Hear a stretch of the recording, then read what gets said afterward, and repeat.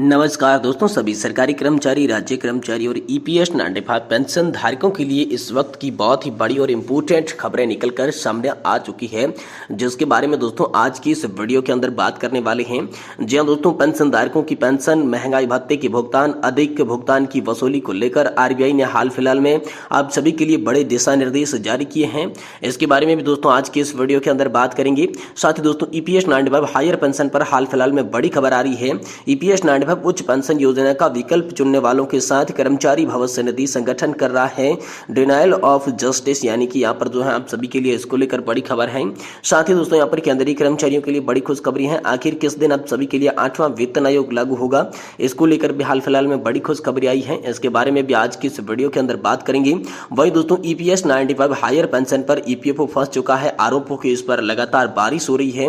EPS 95 higher pension को लेकर बड़ी खबर है। प्रो राटा को लेकर ईपीएफओ पर गंभीर आरोप लगे हैं। पेंशन भोगियों को बड़ा नुकसान इससे हो रहा है। इसको लेकर दोस्तों हाल फिलहाल में आप सभी के लिए बड़ी खबर आई है। साथ ही साथ दोस्तों खुशखबरी है, अब नहीं होगी अधिक भुगतान की वसूली।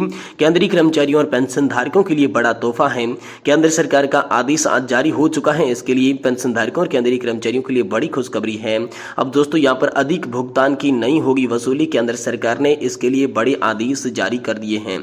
तो तमाम बड़ी खबरें जो कि पेंशन धारकों से रिलेटेड निकलकर सामने आ चुकी है, इनके बारे में दोस्तों आज की इस वीडियो के अंदर संपूर्ण रूप से जानकारी आप सभी को देने की कोशिश करेंगे।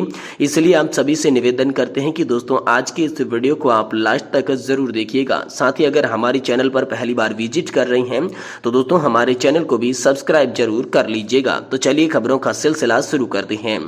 जी हाँ दोस्तों, पेंशन धारकों की पेंशन को लेकर, महंगाई भत्ते के भुगतान को लेकर, अधिक भुगतान की जो वसूली है उसके लेकर हाल फिलहाल में दोस्तों रिजर्व बैंक ऑफ इंडिया ने दिशा निर्देश यहाँ पर ईपीएफओ और सरकार को दे दिए हैं कि अधिक भुगतान की वसूली को लेकर पेंशन धारकों के साथ अन्याय नहीं होना चाहिए।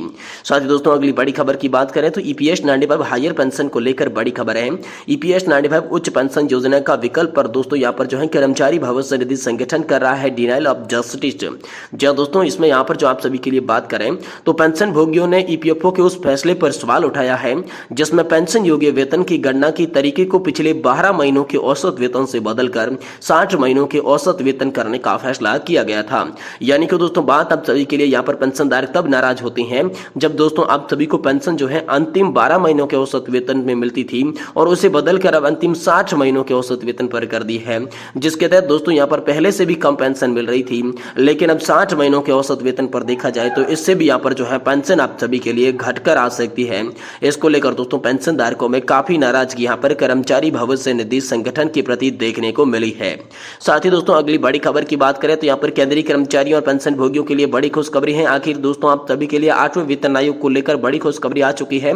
जी दोस्तों, आप सभी के लिए बात करें तो आप सभी के लिए 7वें वेतन आयोग के तहत ये दोस्तों आप सभी के लिए नियम लागू किया गया था कि जिसमें 50% महंगाई भत्ता होते ही आप सभी का जो महंगाई भत्ता और महंगाई राहत है सैलरी और पेंशन के अंदर मर्ज करके आप सभी के तहत यहाँ पर 0 से शुरू किया जाएगा, जिसके साथ साथ नए वेतन आयोग का भी गठन किया जाएगा। लेकिन दोस्तों 50% महंगाई भत्ता होने के बाद भी दोस्तों आप सभी के लिए नए वेतन आयोग का गठन नहीं किया गया। इसलिए यहाँ पर कर्मचारी और पेंशन धारक लगातार सवाल कर रहे थे सरकार से, और इसी बीच सरकार ने बड़ा अपडेट जारी किया है कि लोकसभा चुनाव 2024 की आचार संहिता खत्म होने के बाद जैसे ही चुनावी माहौल खत्म हो जाता है तो दोस्तों यहाँ पर नए वेतन आयोग का गठन आप सभी के लिए कर दिया जाएगा। इसको लेकर हाल फिलहाल में बड़ी खबर आप सभी के लिए निकलकर सामने आ चुकी है। साथ ही दोस्तों अगली बड़ी और इंपोर्टेंट खबर की बात करें तो ईपीएस 95 हायर पेंशन पर यहाँ पर जो है ईपीएफओ फंस चुका है। आरोपों की इस पर बारिश हो रही है। प्रोराटा को लेकर ईपीएफओ पर गंभीर आरोप लगे हैं। पेंशन भोगियों को बड़ा नुकसान हो रहा है। इसको लेकर दोस्तों बड़ी खबर हाल फिलहाल में आप सभी के लिए सामने आ चुकी है। जी हां दोस्तों, ईपीएफओ की ईपीएस 95 के अंतर्गत देश भर के वृद्धोजयवत पेंशन भोगियों को उच्च पेंशन के वैधानिक और न्यायिक अधिकार से वंचित करने के लिए पिछले 7-8 वर्षों से लगातार चाले चल रहा है।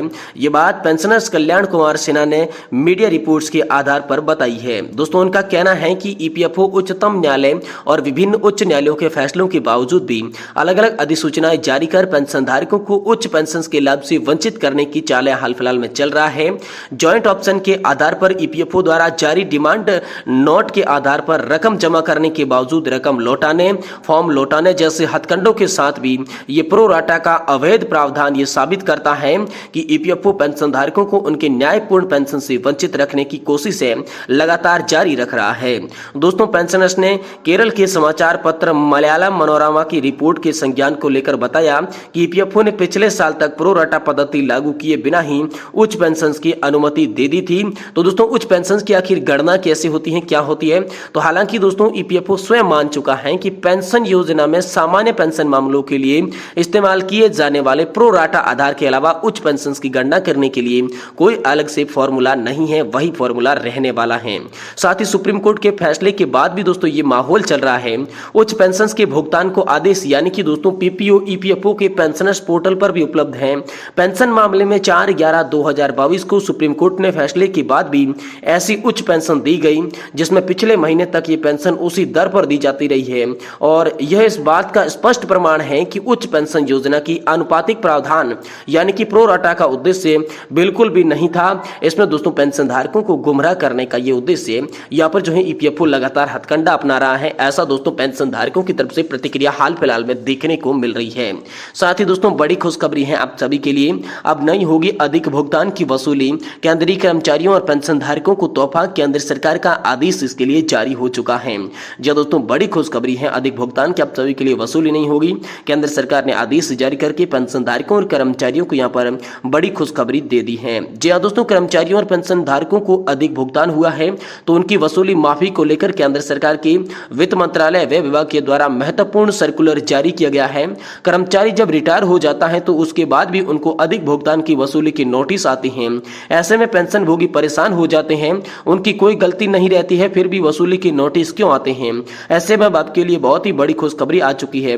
कुछ सेवा शर्तों के आधार पर अब अधिक भुगतान की वसूली आप सभी के लिए नहीं होने वाली है। पेंशन नियम 2021 के अब नियम 15 सरकारी कर्मचारियों के लिए किए गई अधिक भुगतान की वसूली की छूट से संबंधित है। इस नियम के अनुसार भारत के राष्ट्रपति विशेष आदेश द्वारा विभाग के वरिष्ठ अधिकारियों को कुछ शक्तियां प्रदान की गई है जिसके तहत वे गलती से अधिक भुगतान की गई राशि की वसूली को माफ कर सकते हैं, लेकिन कुछ नियमों और शर्तों के अधीन ये नियम लागू भी अब सभी के लिए रहता है। तो क्या है दोस्तों नियम व शर्तें? तो दोस्तों अधिक भुगतान जब पता चलता है 1 महीने के भीतर अगर वसूली के आदेश जारी नहीं किए जाते हैं तो कुछ शर्तों के आधार पर कर्मचारी और पेंशन भोगियों की अधिक भुगतान की वसूली माफ कर दी जाती है। अगर कर्मचारी और पेंशन भोगियों को अधिक भुगतान हुआ है तो दोस्तों विभाग के वित्तीय सलाहकार की समिति ने यहाँ पर 20,000 तक का अधिक भुगतान की वसूली को माफ किया जा सकता है। अधिक भुगतान की वसूली माफ करने को लेकर विभागों और मंत्रालय को कार्रवाई करते समय करना होगा दिशा निर्देशों का पालन। या दोस्तों विभाग को यह सत्यापित करना होगा कि सरकारी कर्मचारी और पेंशन भोगी की तरफ से कोई गलती नहीं हुई है।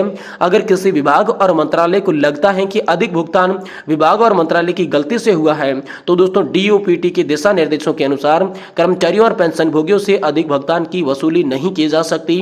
कर्मचारियों और पेंशन भोगियों से अधिक भुगतान की वसूली माफी की सिफारिश विभाग और मंत्रालय के वित्तीय सलाहकार द्वारा जानी चाहिए, प्रशासन की जानी चाहिए। साथ ही दोस्तों प्रशासनिक सचिव द्वारा मंजूरी की जानी चाहिए। अगर कर्मचारी और पेंशन भोगी को अधिक भुगतान गलत वेतन निर्धारण की वजह से हुआ है तो लंबे समय तक इसका पता नहीं चला तो मंत्रालय विभाग को ध्यान में रखना चाहिए और ऑडिटर के द्वारा नियमित समीक्षा के दौरान ऐसे मामलों पर ध्यान क्यों नहीं दिया गया, इनका दोस्तों यहाँ पर हवाला दिया गया है। वहीं दोस्तों अब कर्मचारियों और पेंशन धारकों के लिए खुशखबरी सामने आ रही है। अधिक भुगतान हुआ तो दोस्तों 2 लाख रुपए तक की वसूली को माफ किया जाएगा। विभाग के वित्तीय सलाहकार समिति की सिफारिश के अनुसार ये बड़ी कार्रवाई हाल फिलहाल में आप सभी के लिए की गई है। यदि कोई वसूली पहले नियमों और प्रतिष्ठानों में गलत व्याख्या करते माफ कर दिया जाता है तो मंत्रालय और विभाग भविष्य में मामले को यहाँ पर जो है आप सभी के मामले में समीक्षा करेगा। मंत्रालय और विभाग को नियमों और प्रतिक्रियाओं की गलत व्याख्या के कारण अधिक भुगतान के मामले में उचित उपाय करेंगे। ऐसे में यहाँ पर कमियों को ठीक करने का भी यहाँ पर दोस्तों आप सभी के लिए सामने प्रतिक्रिया निकल कर आ चुकी है।